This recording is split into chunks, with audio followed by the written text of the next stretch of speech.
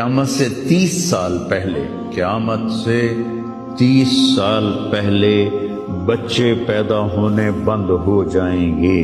کہ کسی بچے پر قیامت نہیں آئے گی۔ یوم تذہل کل مرضعۃ عما ارضعت، وہ ہولناکی بتانے کے لیے تشبیہ ہے،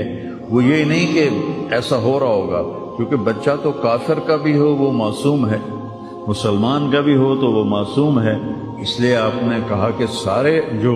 نابالغ مرتے ہیں وہ جس مذہب کے بھی ہیں سب جنت میں جائیں گے، چونکہ ان پر تو بھی شریعت لاگو ہی نہیں ہوئی ہے، اور سارے بچے حضرت ابراہیم علیہ السلام کے پاس چلے جاتے ہیں۔